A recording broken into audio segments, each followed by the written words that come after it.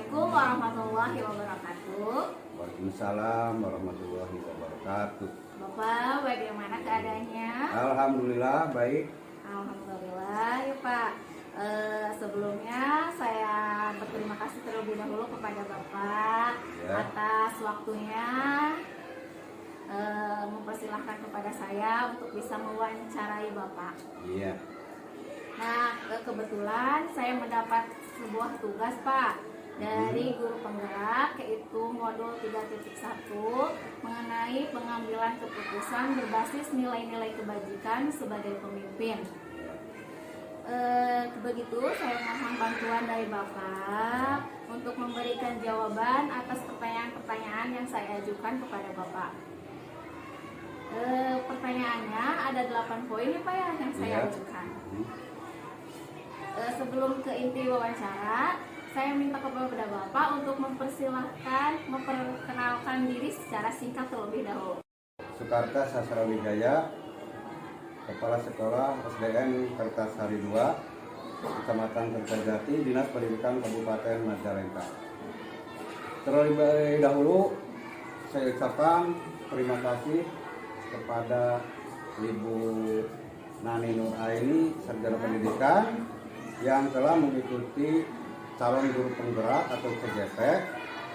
Ini merupakan suatu kebanggaan bagi saya pribadi, ya, karena di sekolah ini ada peserta CGP. Mudah-mudahan ilmunya dapat diaplikasikan di sekolah ini demi peningkatan mutu pendidikan di sekolah ini. Iya, amin. Mudah-mudahan saya dapat mengaplikasikan apa yang telah saya pelajari ketika dalam guru penggerak ya Pak ya. Ya. Terima kasih atas motivasi dari Bapak. Kita lanjut ya Pak ya ke acara inti, yaitu pertanyaan yang saya ajukan itu 8 poin ya Pak. Nah, yang pertama, selama ini Bapak dapat mengidentifikasi kasus-kasus yang merupakan dilema etika atau rujukan moral. Baik. Yang pertama dan yang paling utama adalah saya mengidentifikasi kasus-kasus ya yang merupakan dilema etika atau rujukan moral. Yang dikategorikan ini ada beberapa hal ya, kalau bisa ada 4. Yang pertama, individu lawan kelompok. Yang kedua, rasa keadilan lawan rasa kasihan. Yang ketiga, kebenaran lawan kesetiaan. Dan yang keempat, jangka pendek lawan jangka panjang. Dilema etika sendiri merupakan dua keputusan yang sama-sama benar, ya. Terus selanjutnya, rujukan moral adalah dua keputusan di mana salah satunya adalah keputusan yang salah. Jadi jelas bahwa dilema etika benar lawan benar, sedangkan rujukan moral keputusan yang benar lawan salah.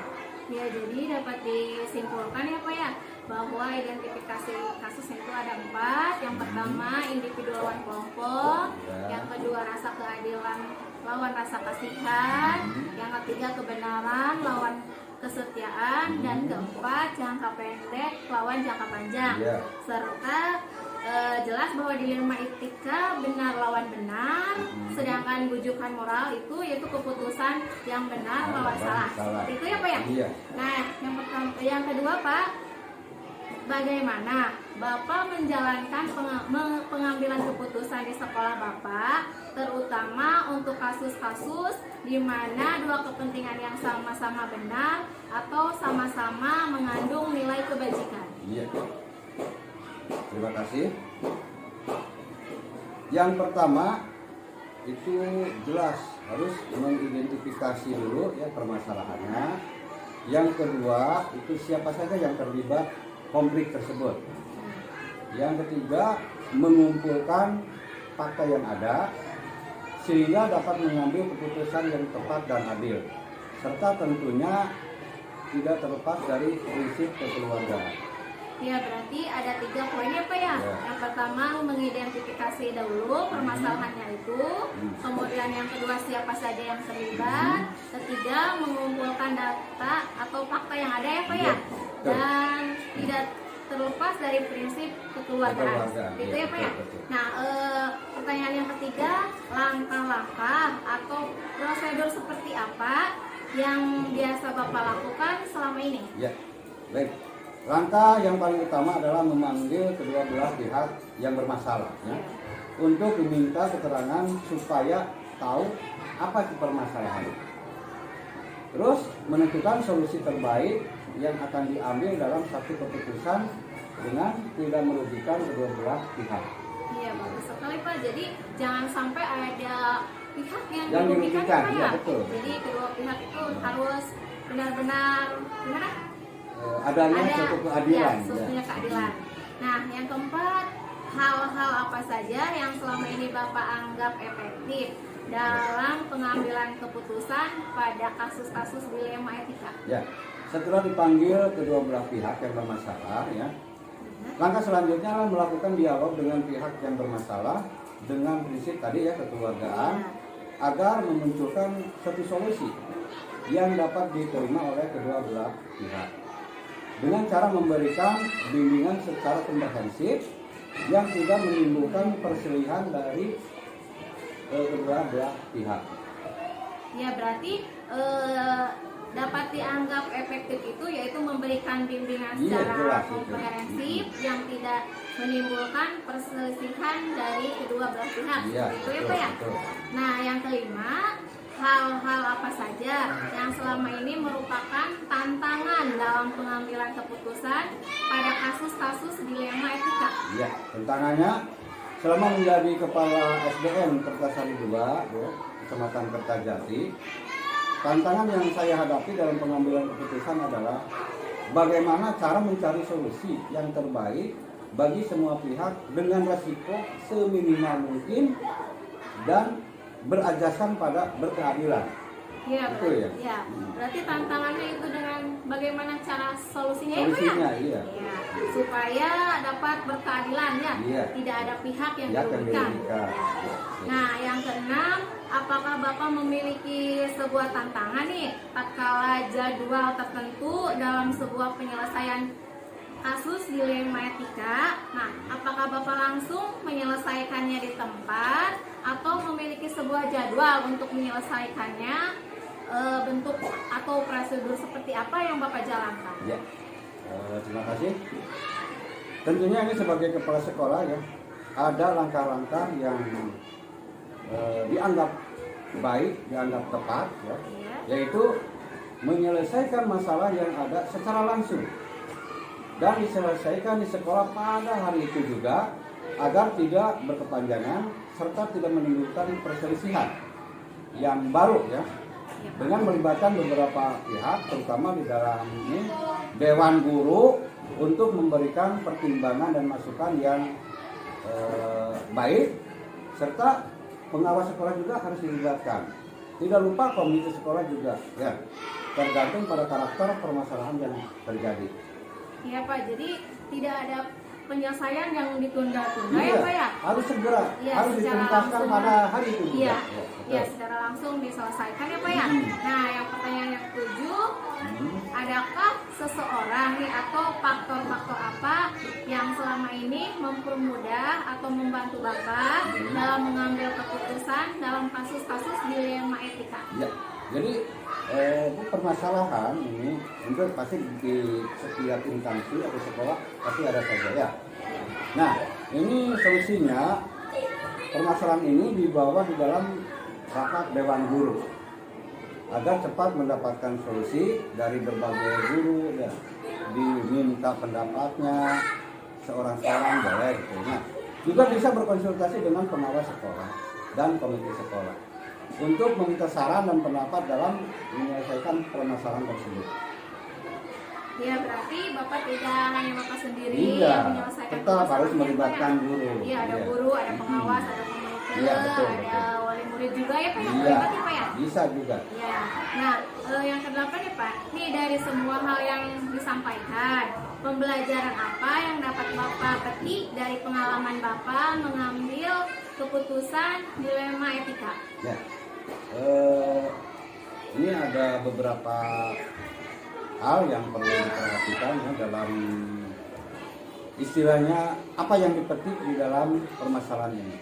Ya, pembelajaran yang bisa saya petik dalam mengambil keputusan adalah sebagai pemimpin di sekolah, dalam mengambil keputusan apapun harus berdasarkan kesepakatan bersama yang dihasilkan. Nah, saya mengedepankan musyawarah dalam mencapai mufakat dan dapat mengambil suatu keputusan yang tepat, tentunya yang berdampak pada terciptanya lingkungan yang positif, kondusif, aman, dan nyaman. Itu yang paling utama. Iya, Pak, berarti harus berdasarkan kesepakatan bersama dan musyawarah terlebih dahulu ya, Pak ya. Nah, pertanyaannya udah beres kita lakukan ya, Pak ya. 8 poin udah Bapak jawab. Nah, terima kasih atas waktunya. Semoga saya dapat ilmu dari wawancara Bapak untuk bekal ke depannya. Ya, saya ucapkan terima kasih lagi ya, Pak ya. Assalamualaikum warahmatullahi wabarakatuh. Waalaikumsalam warahmatullahi wabarakatuh.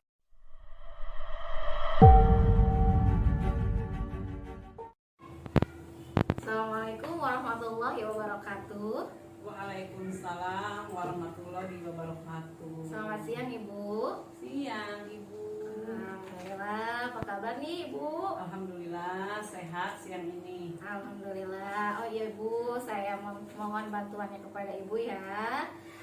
Dan saya ucapkan terima kasih terlebih dahulu atas waktunya. Ibu dapat saya wawancara untuk menjawab 8 pertanyaan yang saya ajukan nanti. Nah, Ibu, kebetulan saya di sini mempunyai sebuah tugas dari guru penggerak, yaitu pada modul 3.1 tentang pengambilan keputusan berbasis nilai-nilai kebajikan sebagai pemimpin. Nah, begitu saya mohon bantuan dari Ibu untuk memberikan jawaban atas pertanyaan-pertanyaan yang saya ajukan. Nah, sebelum ke inti, saya ingin Ibu memperkenalkan diri secara singkat tentang Ibu. Enggak, Bu? Ya, perkenalkan nama Ibu Tati Sumiati Ilyas SPD, bertugas menjadi Kepala SDN Babakan 4 Kecamatan Kertajati. Mudah-mudahan Ibu sebagai calon guru penggerak sukses selalu. Amin. Dan menjadi inspiratif bagi guru yang lainnya. Amin. Oh ya, terima kasih Ibu atas perkenalan singkatnya. Baik Bu, kita lanjutkan kepada poin inti ya Bu ya. Kita langsung aja ke wawancara ya Bu ya.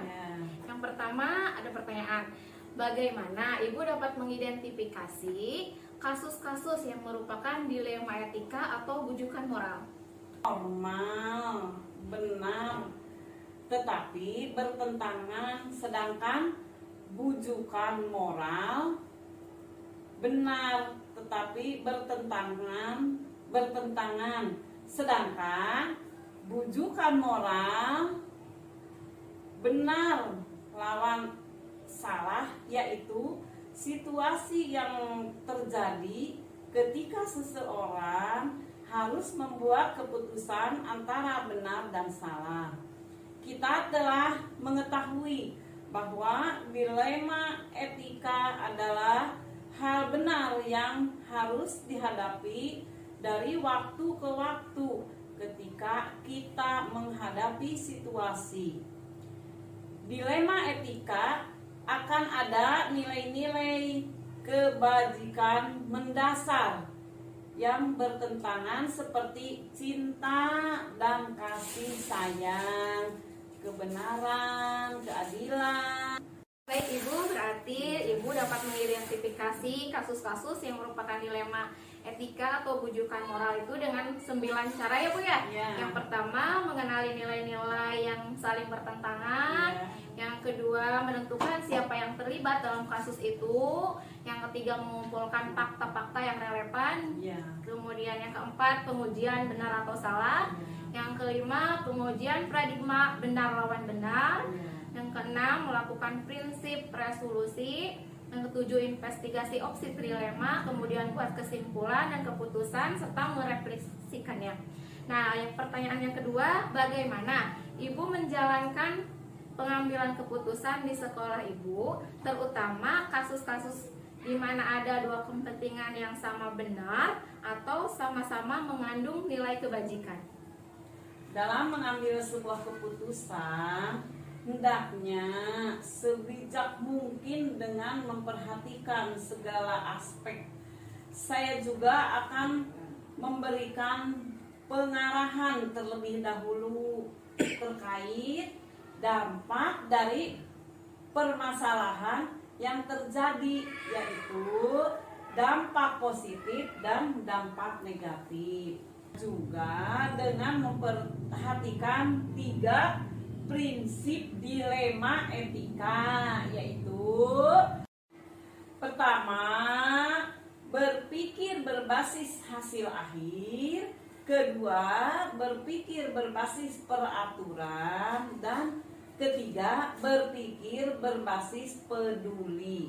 Iya, jadi Ibu bagus sekali jawaban dari Ibu. Hendaknya sebijak mungkin ya Bu, ketika kita dihadapkan dengan kasus, kita harus memperhatikan segala aspeknya terlebih dahulu ya, baik dampak positif atau negatifnya. Kemudian membutuhkan keberanian dan kepercayaan diri untuk konsekuensi dari implikasi keputusan yang diambil oleh Ibu, berarti ya Bu ya. Nah, kemudian Ibu juga tadi menyebutkan 3 prinsip dilema etika, yaitu berpikir berbasis hasil akhir, kemudian berpikir berbasis peraturan, dan yang ketiga berpikir berbasis peduli. Nah, mau bertanya nih, ketika Ibu menghadapi suatu kasus, nah Ibu akan mengambil prinsip yang mana? Yang suka diambil sama Ibu yaitu berpikir berbasis peduli. Ya, berarti Ibu lebih care ya Bu ya, peduli berarti ya pengambilannya. Nah, baik Bu, kita lanjutkan ke pertanyaan ketiga. Langkah-langkah atau prosedur seperti apa yang biasa Ibu lakukan selama ini ketika mengambil keputusan? Langkah-langkah atau prosedur yang dilakukan yaitu membuat kesepakatan yang dibuat antara sekolah dan orang tua murid dalam melaksanakan tugas sebagai seorang kepala sekolah. Juga harus memiliki keterampilan coaching. Keterampilan ini sangat membantu dalam menguji pengambilan keputusan yang kita ambil. Adapun prosedurnya dengan cara pengujian benar atau salah. Iya, baik Bu. Jadi ketika Ibu melakukan langkah-langkah, yaitu dengan membuat kesepakatan terlebih dahulu ya Bu ya, antara sekolah, orang tua murid, serta guru-guru juga ya Bu ya. Nah, kemudian Ibu akan meminta seluruh guru untuk mendapatkan solusi yang bijaksana. Bagus sekali Bu, berarti Ibu berkolaborasi tidak hanya dengan Ibu saja ya Bu ya. Nah, kemudian Ibu juga tadi menjawab prosedurnya dengan cara pengujian benar atau salah. Nah, yang keempat Bu, hal-hal apa saja yang selama ini Ibu anggap efektif dalam pengambilan keputusan pada kasus-kasus dilema etika? Dalam hal pengambilan keputusan pada kasus dilema etika, biasanya sekolah kami menerapkan beberapa hal sebelum mengambil keputusan. Di antaranya, 1. Mengidentifikasi keputusan yang perlu diambil. 2. Mengumpulkan informasi yang relevan. 3. Mencari solusi alternatif sebelum mengambil keputusan. Iya, baik, bagus sekali jawaban dari Ibu, sangat detail ya Bu. Ada 5 prosedur yang Ibu putuskan di sekolah Ibu. Yang pertama dengan mengidentifikasi terlebih dahulu, kemudian mengumpulkan informasi yang relevan, mencari solusi alternatif sebelum mengambil keputusan, kemudian mempertimbangkan kembali bukti yang sudah diterima, lalu diambil tindakan. Nah, itu adalah cara-cara yang tepat ya Bu ya. Bagus sekali. Nah, kemudian yang kelima, hal apa saja yang selama ini merupakan tantangan dalam pengambilan keputusan pada kasus-kasus dilema etika? Hal dan tantangan yang berat dalam mengambil sebuah keputusan adalah paradigma keadilan melawan rasa kasihan. Pilihan yang ada adalah memilih antara keadilan dan perlakuan yang sama bagi semua orang atau membuat pengecualian karena kemurahan hati dan kasih sayang terkadang diperlukan untuk memegang teguh peraturan tetapi kita pun terkadang perlu membuat pengecualian untuk hal yang benar dan manusiawi terhadap pro dan kontra. Iya Bu. Jadi ketika Ibu menghadapi sebuah keputusan ya Bu ya, yang berarti yang terberat yang Ibu pernah alami yaitu tentang keadilan melawan rasa kasihan. Nah, tadi juga Ibu menyelesaikan kasus dilema etikanya yaitu melalui pendekatan ya Bu ya kepada anak dan orang tua agar dapat bekerja sama dalam proses belajar mengajar. Nah Bu, yang keenam, apakah Ibu memiliki sebuah penyelesaian kasus dilema etika? Apakah Ibu langsung menyelesaikan di tempat atau memiliki sebuah jadwal untuk menyelesaikannya? Nah, bentuk atau prosedur seperti apa yang Ibu jalankan? Nilai-nilai yang tertanam dalam diri kita berpengaruh kepada prinsip-prinsip yang kita ambil dalam pengambilan suatu keputusan. Nilai-nilai yang terkandung dalam diri kita secara kodrati sebagai makhluk Tuhan, bahwa segala perilaku dan perbuatan kita sekecil apapun akan dipertanggungjawabkan kelak di akhirat. Kaitannya sebagai seorang pendidik, nilai kejujuran, integritas bisa diajarkan melalui pengamalan dan keteladanan pada murid-murid kita. Selain itu, dalam hal ini, jadwal yang tepat untuk mengambil keputusan dengan cara menjadwal agar dapat menyelesaikan kasus tersebut. Penyelesaian masalah dapat dilakukan secara langsung ketika permasalahan yang dianggap tidak sulit dan diberikan jangka dalam waktu penyelesaiannya agar mendapatkan hasil yang tidak merugikan satu sama lain.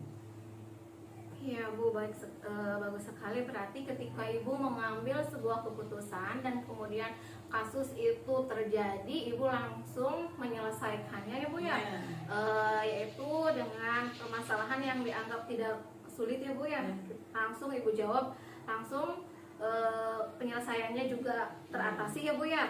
Nah kemudian hasilnya tidak merugikan satu sama lain berarti ya Bu ya. Iya baik. Nah, yang 7 Bu, adakah seseorang atau faktor-faktor yang selama ini mempermudah atau membantu Ibu dalam mengambil keputusan dalam kasus-kasus dilema etika? Yang membantu dalam mengambil keputusan yaitu guru-guru, orang tua dari anak, paradigma berpikir dari semua warga sekolah, orang-orang yang ada di sekitar yang memiliki pengalaman atau pernah mengalami dilema etika yang dapat memberikan solusi dan masalah. Begitu Bu. Iya, berarti Ibu ketika mengambil sebuah keputusan, Ibu ada yang membantu ya Bu ya. Tidak hanya Ibu juga bekerja sama dengan guru-guru lain, ada warga masyarakat, kemudian orang tua murid, ada wakasek juga kurikulum ya Bu ya. Ya berarti Ibu bagus sekali Ibu saling berkolaborasi dengan satu sama lain ya Bu ya. Nah dari semua hal yang telah disampaikan Bu, pembelajaran apa yang dapat Ibu petik dari pengalaman Ibu mengambil keputusan dilema etika? Dari pengambilan keputusan yang tepat dan bijak sebagai pemimpin pembelajaran akan sangat berpengaruh kehidupan atau masa depan, sehingga keberhasilan seorang pemimpin bukan hanya mengajarkan kecerdasan kognitif, melainkan kecerdasan sosial, emosional, serta spiritual secara menyeluruh. Iya, bagus sekali. Berarti keberhasilan seseorang pemimpin itu bukan hanya mengajarkan kecerdasan kognitif saja ya Bu ya. Berarti sosial emosional juga serta spiritual harus menyeluruh ya Bu ya. Sesuai dengan semboyan filosofi Ki Hajar Dewantara ya Bu ya, bahwasanya maksud pendidikan itu adalah menuntun segala kekuatan kodrat yang ada pada anak ya Bu ya. Nah baik sekali Bu. Nah 8 pertanyaan telah kita jawab ya Bu ya. Saya ucapkan terima kasih atas waktunya, terima kasih atas jawabannya. Banyak sekali jawaban-jawaban dari Ibu yang saya serap. Semoga ilmu dari Ibu dapat diimplikasikan untuk saya untuk kedepannya lebih baik. Iya Bu.